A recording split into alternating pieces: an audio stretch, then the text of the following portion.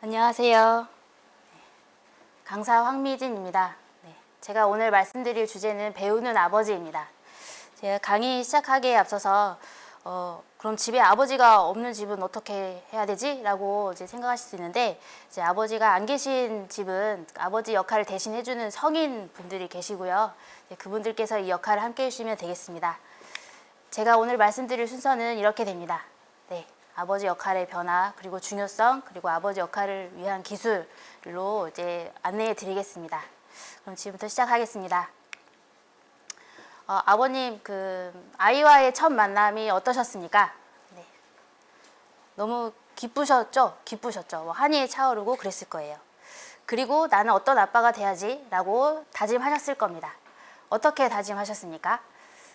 나는 친근한 아버지가 될 거야. 친구 같은 아버지가 될 거야 라고 생각하신 분도 있고, 또 어떤 아버지는 요즘 아이들이 버릇없게 크는데 그래도 우리 집에서 엄한 사람 한 명은 있어야 되는데 그 역할을 내가 해야지 라고 다짐했을 수도 있습니다. 제가 이제 군부대에 가서 이제 예비 아버지 교육을 한 경험들이 많은데, 그때 군인들에게 이제 여러분이 아버지가 됐을 때 어떤 아버지가 되고 싶은가요? 네, 그때를 떠올리면서 떠오르는 이미지나 단어를 포스트잇으로 다 받았어요. 네, 받아서 이렇게 분류를 해봤더니 이렇게 정리가 됐습니다. 나는 가부장적인 아버지가 되고 싶어요. 또는 자상하고 따뜻한 아버지가 되고 싶어요. 둘 다 이제 장점들도 많이 있습니다. 그리고 이제 어떤 분들은 나는 엄한 무서운 아버지가 되고 싶어요 라고 이제 소수가 그렇게 적어주셨어요. 근데 대부분 많은 아버지들은, 예비 아버지들은 친구 같은 아버지가 되고 싶다 라고 했습니다. 제가 특히 인상 깊었던 그 문구는 사랑, 그리고 아내를 사랑하고 자식들을 사랑한다는 것을 끊임없이 이야기하는 아버지가 되고 싶어요 라는 거였습니다. 지금 이게 2016년 활동이었으니까 대부분 반절 정도는 아버지가 돼 있을 것 같아요. 이걸 실천하고 계신지 궁금하기도 합니다. 대부분 아버지들은 아무튼 이렇게 친구 같은 아버지, 친근한 아버지를 선택하시는데요. 근데 이제 현실은 어떨까요? 현실. 네. 예전에 이 동시? 네, 동시가 되게 유행이었어요. 네, 유명했었습니다. 네, 아빠는 왜? 라는 동시였어요. 엄마가 있어서 좋다. 나를 이뻐해 주어서. 냉장고가 있어서 좋다. 나에게 먹을 것을 주어서. 강아지가 있어서 좋다. 나랑 놀아 주어서. 아빠는 왜 있는지 모르겠다. 라는 그 동시가 유명했었어요. 이걸 보고 되게 많이 우퍼했었습니다. 근데 왜 이렇게 될까요? 네, 될까요? 네, 의문이죠. 근데 제가 이제 생각해보고 경험해보고 공부한 바에 의하면 친근한 아버지가 돼야겠다라고 마음 먹었다가 서서히 멀어지는 이유는 너무나 어쩔 수 없이 너무나 많은 역할 수행에 아이에게 집중할 수 있는 시간적 등등의 물리적인 여유가 없기 때문이라고 생각합니다. 지금 하고 있는 역할 되게 많으시죠? 부모 역할도 잘해야 되고요. 배우자 역할도 잘해야 되고, 직장 역할, 그 다음에 아버님께서 소속된 많은 단체 조직 구성원들로서 역할도 해야 되고, 또 아버님도 누군가의 자녀잖아요. 그래서 나의 부모, 배우자의 부모 부양, 기타 여러 역할들 속에서 이제 자녀에게 집중할 시간이 많이 부족한 게 사실입니다. 그렇지만 그래도 이제 그럼에도 불구하고 친근하고 아이와 함께하는 아버지가 되기 위해서 오늘 이미 알고 있는 주제를 다시 한번 생각하는 시간이 되셨으면 좋겠습니다. 이제 그 아버지 역할에 대해서 생각하기 전에 아버지 역할이 많이 바뀌었다라는 거를 말씀드리고 싶었어요. 그래서 아버지 역할의 변화에 영향을 준 사회 변화를 한번 요약해봤더니 이렇게 됩니다. 농경사회, 산업사회, 지금은 정보화 사회고, 정보화 사회, 지식사회, 지식이 돈이 되는 지식경제사회 등등의 지금 많은 발전이 이루어져 왔어요. 이 중에서 가족관계를 살펴보면 이 사회 변화와 함께 많은 부분이 변화가 됐습니다. 근데 요즘 보시면 요즘에는 주로 이제 뭔가 경제수단이 서비스가 많고요. 또 여러 이제 세계적인 경제적인 상황도 많고, 또 물질주의의 개인 욕구가 중요시되는 시대예요.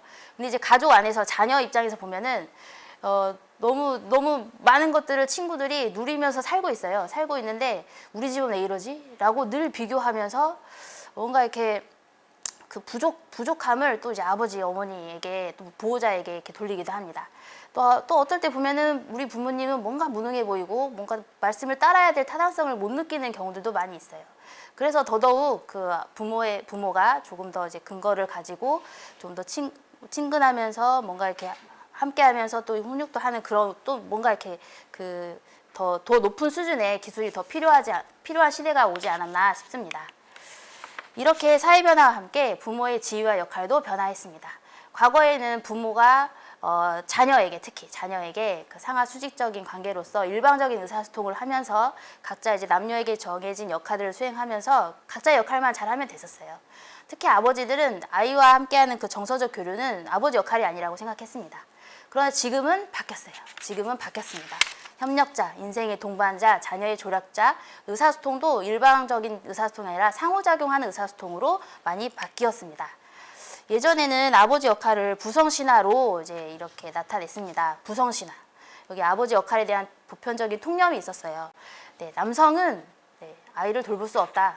네, 본능이 그렇다. 였고, 영아기 애들은 아빠를 싫어한다. 네, 불편해한다. 네, 뭐 그런 또 신화가 있었습니다. 네, 뭐 보편적인 통념이 있었어요. 뭐 그리고 아버지는 자연스럽게 된다. 네, 그리고 아무리 엄하게 해도 나중에 되면 자식들이 어른이 되면 아버지의 그런 노고를 알아주면서 사이가 좋아진다. 자연스럽게 좋아진다. 라는 그런 통념이 있었습니다. 그러나 다시 한번 말씀드리지만 아버지 역할은 변화했습니다. 한국건강가정진흥원에서 이렇게 아버지들을 이렇게 세대별로 분류를 했습니다. 1세대 아버지, 2세대 아버지, 3세대 아버지, 지금은 4세대, 혁신적인 아버지 시대입니다. 이렇게 과거부터 쭉 읽어보시면 아버지들은 가족에서 자녀와 함께 상호작용할 수 없다고도 생각했지만 실제로 또 함께 할 수 있는 그 시간적인 여유가 없었어요. 바깥 생활, 사회생활, 뭔가 이제 우리나라의 그 발전에 이바지하는 그 역할이 너무 컸기 때문에 할 수 없었으나 요즘 시대에는 이제 아버지들도 자녀와 함께 가족 생활에 적극적으로 참여하면서 행복해지고 싶은 그런 생각을 많이 하십니다. 네. 이제 아버지는 더 이상 가정의 한 작은 부분에 불과한 이름이 안 됩니다. 네, 되면 안 되죠. 네, 가정의 한 구석이 아니라 한편에, 가족 한편에서 한 발짝 뒤에 서서 애들이 그냥 잘하는 거를 뒷짐지고 흐뭇하게 바라보기만 하는 그런 역할은 이제 아니게 됐습니다. 이런 아버지 역할을 잘하면요, 굉장히 애가 잘 큽니다. 네, 아버지 역할의 영향성, 아버지의 적극적인 자녀 양육의 참여에 대한 영향성은 2000년 초반부터 많이 연구가 되어져 왔어요. 우리나라에서요. 그래서 이제 아빠 효과라는 단어가 이제 생길 만큼 아버지 역할은 되게 중요하고 영향력이 크다라고 결론이 됐습니다. 아버지가 많이 놀아주고 상호관계가 많았던 아이들은 또래 아이들보다 지능이 높고 뭐 수리, 인지 능력이 우월하고 어휘력이 높았다. 뭐 이런 결과들도 있고요. 또 이제 저 아래 한 사람의 아버지는 100사람의 스승보다 낫다라는 이런 명언도 있습니다. 근데 아빠 역할을 생각해 보면 한번 예를 들어볼까요? 이제 지금 이제 아이가 좀 큰 상태라고 생각하는데 이제 아이가 어릴 때요 한창 그 걸음마를 시작해가지고 짜박짜박 걸어 다닐 때 얘가 이제 아장아장 짜박짜박 걷다가 넘어졌어요. 잘 넘어지고 일어나고 하죠. 넘어졌어요. 넘어졌을 때 보통 엄마들은 어떻게 하나요? 이제 저 같은 경우는 막 이렇게 호들갑을 떨면서 아유 어떡해 아프지 힘들지 일어나 하면서 툭툭 털어집니다. 이렇게 뿔꺽 일으켜줍니다. 근데 이제 대부분의 아버지들은 이제 물론 안 그런 엄마 아빠도 다 있지만요. 대부분의 아버지들은 자녀가 넘어져서 울잖아요. 그러면 일어나 할 수 있어. 우리 철수 할 수 있어. 다시 넘어지면 아빠가 잡아줄 거야. 뒤에서 지키고 있으니까 걱정하지 말고 한번 일어나 봐 라고 하면 아이가 좀 생각하다가 안 도와주네 하면서 이제 일어납니다. 이렇게 아빠는 해봐 할 수 있어 라는 호기심에 대한 그 호기심을 가지고 도전하고 성취하는 것들을 알려주고 체험하게 해주는 그 역할을 하는 거죠. 자립심, 세상에 필요한 규칙, 규율, 논리를 깨닫게 하면서 자녀가 건강한 사회생활을 하도록 안내하는 사람입니다. 되게 아빠 효과는 되게 큽니다. 다시 정리하면 이렇게 됩니다. 자녀에게 정서적으로 열려있고 공감해주는 아버지, 아이가 힘들 때 잘 다독여주는 좋은 아버지는 아이를 잘 키우게 된다더라 입니다. 그런데요, 저 위에 오른쪽 위에 있죠. 폭력적이고 매사 화만 내고 아이에게 상처를 입히고 정서적으로 냉담한 아버지들은 이제 안 봐도 압니다. 아이에게 악영향을 줍니다. 아까 아이가 넘어졌을 때요, 대부분의 아버지들은 일어나 할 수 있어 아빠가 뒤에 있잖아 하면서 울타리의 역할을 하면서 아이를 이렇게 지지해 주는데 어떤 아버지들은 또 넘어졌네 저 하면서 되게 막 어린애를 막 비난하는 아버지들이 있어요. 이제 그 아버지들은 이제 저렇게 되는 거고 폭력적이고 매사 화만 내고 있고요. 그 영향력은 정반대가 되는 거죠. 정반대. 네.